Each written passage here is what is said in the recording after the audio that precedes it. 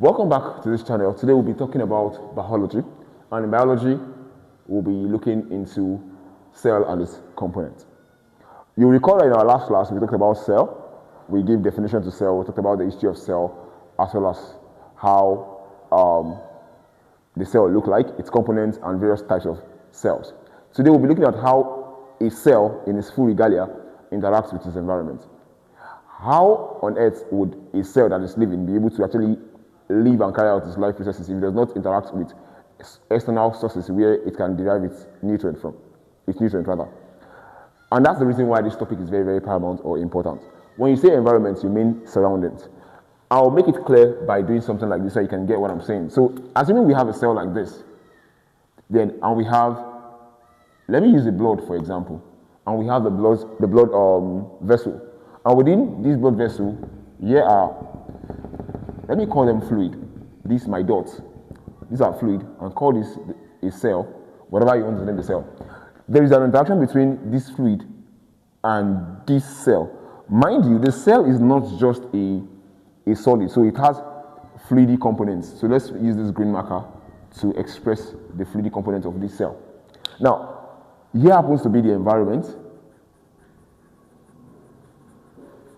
of this cell, the external environment of this cell. So this part of the cell, usually known as the membrane for an animal cell, needs to throw out things and get things inside. So we call this the external environment of this cell, while we call this green portion the internal environment of this cell. So there has to be an exchange of materials within the internal environment of the cell and its external environment. Now, get it clear here. Since a cell is known as a living thing, it means that it will feed, it will respire, it's going to pass out waste. You can't keep passing out waste and leaving them within yourself and it doesn't destroy you, because those things is going to get decomposed and bring about different microorganisms that can actually affect your health as human. Same with cell. If every human is made of millions of cells, it means that your life is actually composed of cells which has to be in a real state and well-being, in a state of well-being, so that they can actually carry out the entire life process when they come together as millions of cells working together in unison. Here we have this happening here. For this cell to throw out its waste, there's a way it has to throw out this, to pass through this membrane to get outside. And for it to feed, it has to get, since it does not produce food inside itself, it has to get the food from outside inside. Now, this is why you need to understand the environment of a given cell. And for this reason, we are going to be moving into how cell interacts with their environment. So we get into the mechanism of what? Interaction. Now, cell interacts with the environment via two mechanisms, majorly.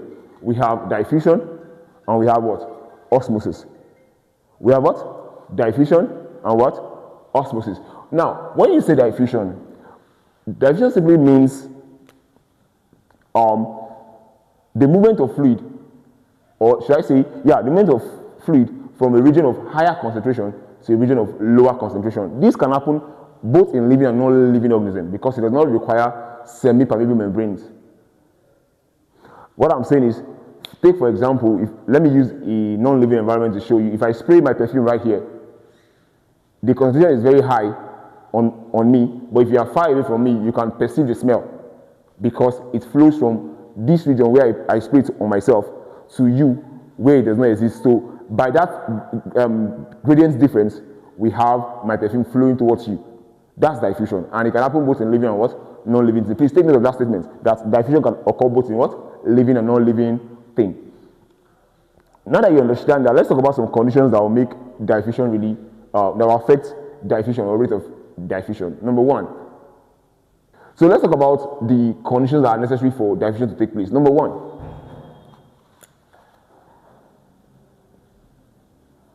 Conditions necessary for this, we have, first off, you want to look at the following conditions. I have here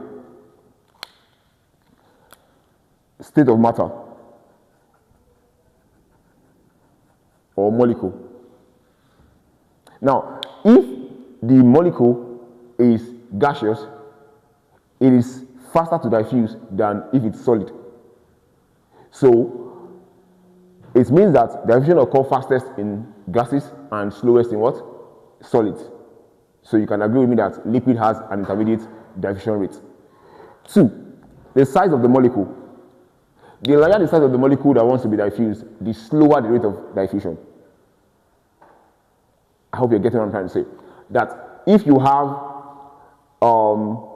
let me see, if I spray my perfume here and I bring in probably, say, a solid fragrance. If I spray my perfume and I bring a solid fragrance that you have, your room freshener that is solid in your house, which one would you perceive first at the door if I put them at the same time? You perceive what? The gaseous one. Reason is because the molecular size of the gaseous fragrance is less compared to what? That of the solid fragrance. That is number 2. So I said size of molecular size. Number 3, we have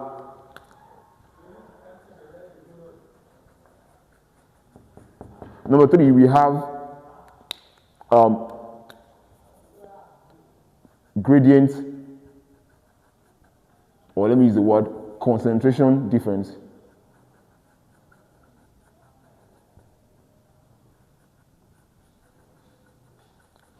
Now, the wider the difference in concentration difference, the faster the rate of chemical reaction. Let me give you that example. If I actually spray a perfume here and there's no trace of that perfume over there, that means you don't perceive that perfume there. If you stand there, you can easily get the perfume here.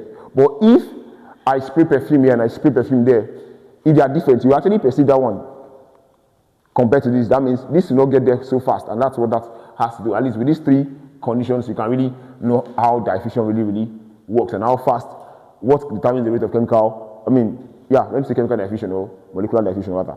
Then let's move to osmosis, because I'm going to be dwelling here so much because this does much assignments in a living organism particularly. So when we talk about osmosis, osmosis is defined as the movement of fluid from the region of lower concentration to higher concentration with the aid of a semi-permeable membrane. I'm going to write this out. Semi-permeable membrane. There's a general or common experiment being carried out using yam as tissue. You get a piece of a tuber of yam, you would cut the tuber of yam, of course peel it off and create a hole in the center of it. So within the hole, you put a very high, what's it called now? A very high concentration solution, let's say sugar solution, into this hole. Let me call this hole now. And right here you have the high concentration here. It is the yam tissue. So we have high concentration solution. Then in a trough now, in a trough you just, sorry, permit me to just correct this. So in a trough, what you do now is that you just put maybe ordinary water around here. Just water. After hours of keeping this to stand, what happens is that water begins to flow from this outside into the yam tissue. So if the initial marker was on this, that this is the level where the water was before, by the time we come back to check, we would have seen that it will have risen to a new level, maybe around here, because it will have absorbed more water into what? This yam tissue, because here is what? Low concentration, and here is what? High concentration. So when we have such phenomenon occurring with a semi-permeable membrane, or let's say a living tissue available, we say osmosis as what? Has taken place. Are we getting that? So having understood that, I will need to actually bring out certain things you must learn, or certain terms you must know when it comes to what? Osmosis. And yes, here we go now. So, like I said earlier, we have to talk about the hypotonic, the terms you're going to be using. And these terms include hypertonic, hypotonic, and isotonic. If you remember my last diagram, when I drew a diagram around here talking about some liquid, maybe I'm about to draw a diagram again for the sake of clarity. So let's say we have the yam tissue again and the trough. Let me do that quickly. Just permit me in a few seconds. I'll be done with that diagram.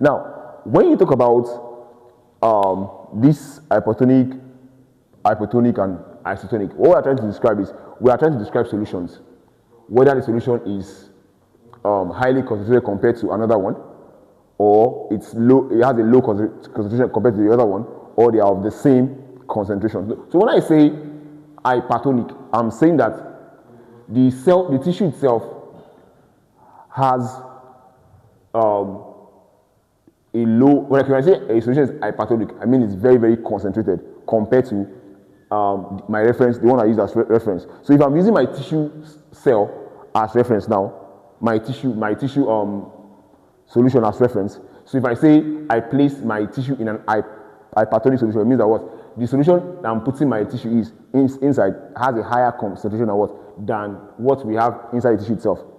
So if I say I am putting my tissue in an hypotonic solution, it means that within my tissue is a solution that is higher than that of where I'm putting it inside. And if I say it is isotonic, it means both the solution in my tissue and solution in its environment are of equal concentration. So in short, let me make it very easier. I'm very easy here. This outside here, let's call it environment. And let's call this guy cell or within cell. So anytime we have environmental solution having higher concentration than the solution within the cell, we say that environmental solution is what? Hypertonic. And anytime we have the reverse, that is having our solution within cell having higher concentration than the one in the environment, we say that our environmental solution is what? Hypotonic.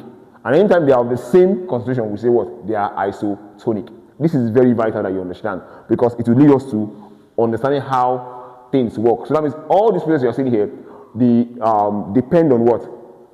Osmosis. So let's get into the implied processes that we have all around osmosis, and that is hemolysis, plasmolysis, turgidity, as well as flaccidity. Beginning from hemolysis, if you're a good biology student, or probably you've done any health science related subject before, you must have realized that when you hear the word hemo, what comes to your mind is what? Hemoglobin. It has to do with blood. So now, hemolysis has to do with a process whereby blood cells absorb more solution than they give out, because they are placed in what? An hypotonic solution, so that they burst. So when blood cell absorb a lot of water because it was placed in an hypotonic solution, it begins to drain water in a bit to make sure that what? It get back to what? An isotonic situation. Because the goal is not just to be draining the water or pushing the water out. It's so that I'll keep draining in water if I need to balance the condition, or I'll keep giving up water to balance my environmental solution with my what? Internal solution. Are we getting that? So if you place a cell, say a red blood cell, in a solution that is hypotonic, what happens is that osmosis takes place in the sense that water begins to move from lower concentration, which is outside, into the cell, and it begins to swell. It swells to the point that the membrane is overstretched till it bursts. We call that process what? Hemolysis. Therefore, hemolysis is defined as the process by which fluid is being absorbed into blood cells that have been placed into an hypotonic environment to the extent that it swells to the point of being ruptured, which we call bursting. That is that about hemolysis. So let's get into plasmolysis. Plasmolysis is another cell-destructive process, in the sense that instead of what happens to hemolysis, where we have to absorb, in this case we place a cell, let's say a plasma, into an hypertonic solution now, and it begins to give out, drain itself of fluid, so that it will balance this so-called what's it called now? So-called concentration. So we have an isotonic possibility, and if it keeps doing that, and the isotonic state is not met until it becomes squeezed and ruptured, we call that process what? Plasmolysis. So please take note of this statement, this word here, lysis or lysis, which means to break. If you remember, there's a part of the cell called lysosome. It's called a cell destroyer. Lysosome is one of the cell organelles that contains enzymes that destroy cells or that destroy wasted worn out part of cells. So we move to the next, which is turgidity. This is just like hemolysis, just that it happens in plants. In this case, again, we have our plant cell placed in what? In an isotonic, placed in what? Bear with me. Placed, in an hypotonic solution, and water begins to get into the cell until it is fully stretched, and then it stays. This is a very important process for plants. That's why tender young plants, when they grow, they begin to absorb, and when you break the stem, you see water oozing out. That water starts as what has been absorbed due to what? Turgidity, and now it stands as form of, it gives shape to the cell, to the plant that is growing, and also gives it strength to stand erect. So in this case, the cell is not damaged. It just gets stretched to a level where it can support. Then we have flaccidity. It's almost like plasmolysis. In this case, too, we place the cell inside an hypertonic solution, so to speak. But in this case, also in plants, this occurs to plants when you in desert area when there is no water available. That means everything that we have in the cell is highly concentrated compared to what we have in the soil. So what happens is that it begins to give out its water, its water until we have a state where it becomes flat. So it begins to give out its water, it begins to give out its concentration until we have a flattened kind of cell structure. And if it is not mediated maybe by irrigation, we begin to see the plants wilt and shrink till it gets damaged. So if we have excessive drought, it will finally result in what? Your cytoplasm destruction, which we call what? Plasmolysis. I hope this is very clear enough, and this is the part we're going to be looking at, or we have been able to look at rather, as touching our cell and its environment. So the importance, like I just said, I've stylishly put up some importance for us. Your nutrition is made possible. Your cell absorbs nutrients via diffusion. Your red blood cell actually are being destroyed. That means the one that are worn out are being destroyed using these processes. And then your plants gain strength by these processes. And mind you, respiration also occurs by what? Diffusion. All of these are life processes that your body needs, and they either use what? This process called diffusion or osmosis to carry them out, whether in plants or in animal. So with this, I think we've come to the end of today's class. I see you guys in my next video.